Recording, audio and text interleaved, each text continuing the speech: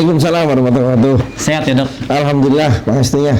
Terima kasih banyak dokter sudah bersedia menjadi tamu di Bincang Sehat Sahabat Rumah Sakit Khusus Bedah Halimun. Kita akan ngomong-ngomong soal osteoporosis dan osteoartritis nih dok. Silakan. Sahabat sehat, alhamdulillah kita bisa ketemu dengan Dr. Priantono M. Sunarwo, SPOT, yang biasa kami sapa dengan Dr. Tony. Kita akan tanya beliau seputar penyakit tulang dan sendi yang sangat membahayakan sebenarnya, tapi karena kita tidak terlalu iyeng sama persoalan ini, kita anggap ini hal yang biasa saja. Baik, Dr. Tony, katanya senang bersepeda, dok. Apa dalam kondisi seperti ini masih tetap bersepeda? Memang dalam kondisi pandemi seperti ini kita harus memikirkan juga segi keselamatan, terutama kalau kita bersepeda di tempat daerah banyak yang berkerumun, ya kita harus jaga jarak kan. Tapi apa benar dok kalau pakai masker kita berbahaya kalau lagi ngayuh sepeda? Itu mah mitos, itu nggak ada itu. Sebetulnya pakai masker itu nggak ada pengaruhnya terhadap naik sepeda atau dan sebagainya, gitu kan. Sama saja. Karena walaupun pakai masker, kita bisa cek bahwa kadar oksigen di dalam tubuh itu tetap normal. Oh dok, sekarang kita mau masuk ke persoalan yang selama ini dokter tanganin dok, soal osteoporosis sama osteoartritis. Saya kadang-kadang masih suka ketukar-tukar tuh dok, pengertian osteoporosis dengan osteoartritis itu sebenarnya apa sih? Ya, jadi kita gini, kalau kita lihat di urusan dengan bedah tulang atau istilahnya penyakit-penyakit yang berhubungan dengan tulang dan sendi, itu memang yang utama nomor satu itu adalah osteoartritis, yang kedua osteoporosis. Osteo itu sendiri artinya tulang. Osteo tulang. Osteo itu tulang. Kalau artritis itu dari artros. Artros itu artinya sendi. Tulang sendi yang itis itu meradang. Jadi peradangan di tulang sendi atau di sendi. Kalau osteoporosis itu osteo tulang, porosis itu adalah porus, artinya berbolong-bolong atau keropos. Itu kita sebut sebagai osteoporosis adalah keropos tulang. Nah, kalau misalnya sahabat sehat mengambil analogi yang paling sederhana, seperti kayak pintu, daun pintu dan engsel pintu. Pada osteoartritis itu engsel pintunya karatan, sehingga seret kalau dibuka sehingga sakit. Sedangkan osteoporosis itu adalah daun pintunya kemakan rayap. Nah, gejalanya hampir sama semuanya, nyeri di tulang dan nyeri di sendi. Nah, penyebabnya lain tapi gejalanya hampir sama. Nah, saya mau nanya dok, kenapa tuh si sendi bisa mengalami aus atau radang, itu kenapa sebabnya begitu? Jadi kalau kita lihat bahwa sendi itu sebetulnya seperti tulang rawan sendi itu ada. Nah, ini kita lihat, kalau kita lihat bonekanya. Ini lutut, tulang, sendi itu adalah antara tulang dan tulang. Di mana tulang itu di depannya itu, di ujungnya itu dilapisi oleh tulang rawan sendi. Dan tulang dan tulang ini bisa bergerak. Ini lutut nih, bisa bergerak. Nah, kalau misalnya pergerakan itu di sendi ini lancar, baik, dia tidak sakit. Tapi lama-lama kan ada tulang rawannya terkikis, cairan sendinya kurang, olinya kurang dan sebagainya, sehingga tulang sama tulang ini saling bersentuhan atau kita sering sebut sebagai kissing bone. Nah, pada saat itulah timbul rasa nyeri. Oh iya. Kalau itu kira-kira bisa dihambat nggak dok? Kalau misalkan kan usia tua atau kita bisa menghambat dari sekarang supaya jangan terlalu cepat terjadi. Jadi gini, sebetulnya penyakit osteoartritis maupun osteoporosis itu kan kalau manusia itu memang sudah ditakdirkan bahwa akan menjadi usia tua. Nah, proses itu kalau misalnya usia 30, 40 itu adalah proses-proses yang masih regenerasinya masih baik. Kita tidak sebetulnya kita tidak akan merasakan nyeri dan sakit. Tapi nanti setelah itu kalau perempuan sudah menopause, mulailah dia terjadi osteoporosis, itu mulai timbul gejala-gejala. Nah, bagaimana kita menghemat, jangan hanya sampai di sini kita merasa sakit. Kalau perlu kita prolong, kita perpanjang. Umur 50, umur 60, kalau perlu sampai meninggal, kita jangan sampai ada sakit. Kuncinya sebetulnya ada 3. Satu adalah tetap bergerak, keep on moving. Oh, tetap bergerak. Tetap bergerak. Karena dengan bergerak sendi ini olinya terjamin. Ya kan? Dengan bergerak sirkulasi darahnya bagus dan sebagainya, sehingga pasokan makanan dan sebagainya kepada sendi dan tulang baik. Ya. Yang kedua, selain tetap bergerak, ini bisa bergerak bisa dengan senam, olahraga dan sebagainya ya. Kita lakukan aja yang sederhana, yang bisa kita paling ringan, lakukan. Dok, ya, yang kita mampu lakukan. Semampu yang bisa kita lakukan. Nah, sebetulnya kalau kita di dalam kehidupan sehari-hari atau kita sebut sebagai activity daily living, itu sudah bergerak. Cukup.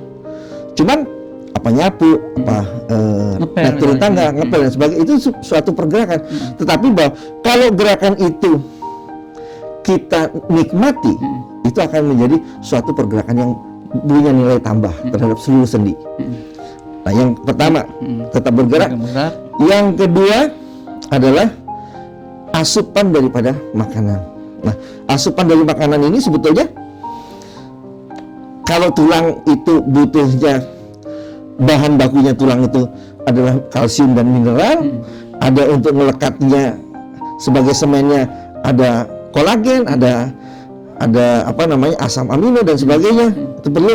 Dan sebetulnya tulang itu juga ada sel yang membentuk tulang atau tulang atau tukangnya. Nah, ini selnya nih, osteoblast ya. Ini yang kerjanya membuat tulang. Nah, musuhnya dia ini atau lawannya dia adalah osteoklas. Nah, osteoklas ini sel yang kerjanya merusak tulang. Karena untuk memperbarui tulang ini dirusak, dimakan, setelah dimakan nanti dibaruin lagi selnya oleh sel ini, tulangnya, dan sehingga tulang itu dalam keadaan baru terus. Sel tulang itu kalau kita lihat di dalam gambarannya seperti ini yang normal, ini yang keropos. Ini dia untuk bisa membentuk satu jaringan tulang yang bagus ini memerlukan waktu 120 hari. Ya kalau 120 hari kita hitung-hitung dibagi 30 4 bulanan. Nah, perlu 4 bulan. Kalau menghancurkannya lebih cepat atau lebih lama? Sama aja, Dok, waktunya. Sebetulnya waktu muda ini kerjanya pelan, ini lebih cepat. Oh iya. Tapi sampai sesuatu umur 30-40 tahun seimbang. Pada umur setua ini sini makin malas dia, ini makin ini tetap sebetulnya. Tapi ini karena ini malas bikinnya, jadi ini lebih tonjol, sehingga lebih gampang keropos. Jadi yang tadi ketiga tuh pertama tetap bergerak, dua asupan makanan. Asupan makanan. Yang ketiga yang kita harus pikirkan adalah jangan kita merusak tubuh kita. Nah, merusak tubuh kita itu maksudnya apa? Memberikan impak, misalnya makanan yang kurang baik, junk food misalnya kayak gitu, junk food dan sebagainya, sehingga memasukkan apa toksin yang banyak dan sebagainya, sehingga tubuh kita ini akan jadi lebih gampang rentan. Nah, misalnya olahraga yang harusnya cukup ini terlampau banyak dipakai, kalau bahasa anunya ada overuse. Nah, yang overuse ini juga menyebabkan tulang itu jadi nggak kuat, ya kan? Nah, itu harus perlu. Segala sesuatu itu harus seimbang.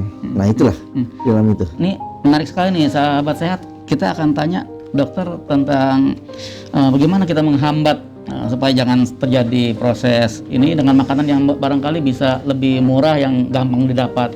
Misalnya tadi dokter bilang kita perlu kolagen ya, tulang kita, sendi kita. Itu apa yang paling bisa, yang murah lah gitu, kira-kira yang bisa kita temukan sehari-hari misalnya? Jadi kayak tadi kalsium ya.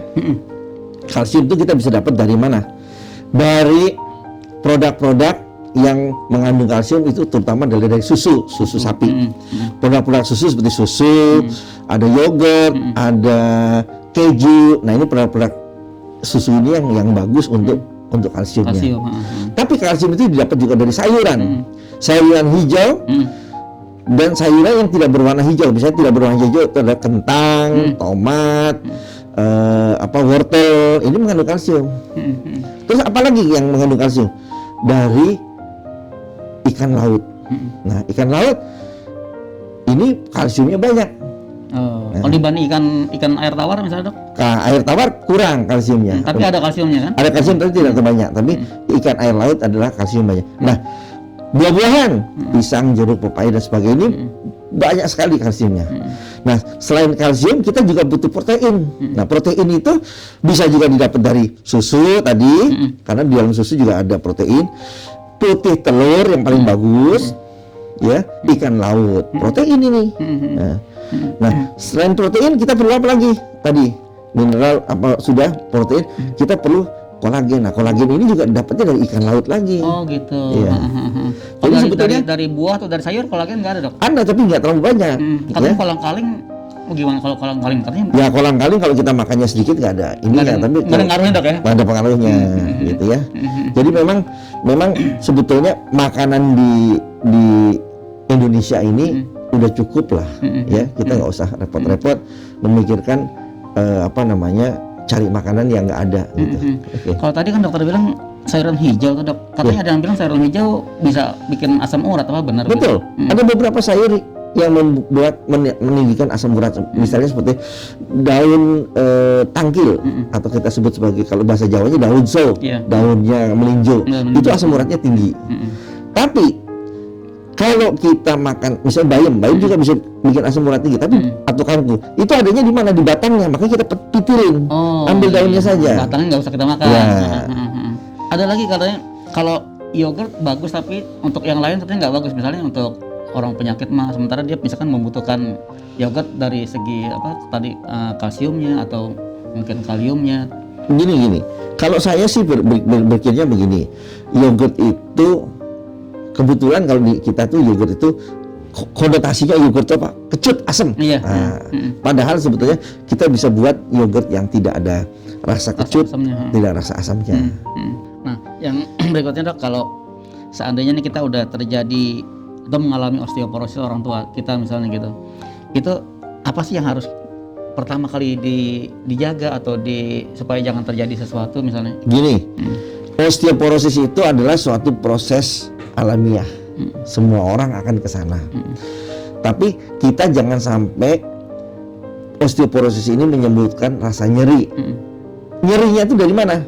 Karena terjadi, kalau sudah keropos gini terjadi apa? Microfracture, patah tulang yang halus-halus. Halus-halus. Kalau terjadi microfracture dia sakit. Nah, kalau sudah keropos begini, tulang ini gampang sekali, rentan sekali, atau kalau bahasa asingnya itu kita sebut bahasa Inggrisnya apa? Brittle. Kalau jatuh sedikit aja patah, Langsung retak. patah, Nah, jangan sampai jatuh. Nah, sehingga untuk menghindari hal itu, pertama adalah kita harus menghindari trauma, jangan sampai jatuh, ya kan? Jadi yang berkaitan dengan di rumah itu biasanya ada keset kecil, ada seliweran kabel-kabel dan sebagainya, itu harus disingkirkan. Kalau perlu rumah nggak perlu pakai karpet, lantai saja, supaya orang tua itu kalau jalan pun tahu bahwa ini bersih. Dan orang tua itu biasanya matanya kan sudah tidak awas, ya blawur kan, sehingga nggak melihat kalau ada barang-barang yang ini. Terus yang kedua, tetap pertahankan si kondisi tulang. Dengan apa? Selain asupan tadi dan sebagainya, ada satu lagi obat yang karunia Allah, yang kita nggak perlu bayar, sinar matahari. Oh iya. Berjemurlah di sinar matahari. Dengan berjemur akan terbentuk vitamin D. Vitamin D ini akan merekatkan tulang dan ini cukup baik sekali. Kalau durasinya? Durasinya tergantung 10-15 menit, tergantung waktunya juga. Itu udah cukup tuh, 10-15 menit udah cukup segitu. Cukup, Untuk 10-15 menit cukup. Dan kalau misalnya kita nggak bisa keluar dan sebagainya, cukup duduk di teras, cukup di dekat jendela. Karena apa? Indonesia tuh rich sekali dengan matahari, sehingga nggak perlu kayak orang di daerah subtropis yang buka baju jemuran. Kalau bahasa Jawanya tuh dede, itu nggak perlu. Ya, oke. Nih menarik nih, makin panjang, tapi kita sebenarnya pengen banyak mengulik Dr. Tony. Tapi untuk kesempatan kali ini kita cukupkan sampai di sini. Nanti kita akan sambung lagi di episode yang lebih menarik lagi. Mungkin lebih ke masing-masing nih, kita akan breakdown satu-satu osteoporosis seperti apa aja gitu, misalnya makanannya, pantangannya dan sebagainya, juga osteoartritis itu apa aja, dan segala sesuatunya lah tentang dua penyakit ini yang sebenarnya penyakit yang sangat mengerikan, tapi karena dia ada di dalam jadi kita kurang begitu memperhatikan kesehatan tulang dan sendi kita. Dokter Tony, terima kasih banyak sudah Terima kasih, menjadi Pak tamu Bagus. sahabat sehat rumah sakit. Sahabat saya semua, tetap bergerak, Sip. jaga makan, jaga jangan sampai ada makanan-makanan yang tidak percuma masuk ke dalam tubuh, dan jangan lupa jemur matahari. Siap. Closing dari Dokter Tony barusan, mudah-mudahan jadi trigger buat kita mulai hidup sehat. Terima kasih Dokter Tony. Assalamualaikum warahmatullahi wabarakatuh. Waalaikumsalam warahmatullahi wabarakatuh.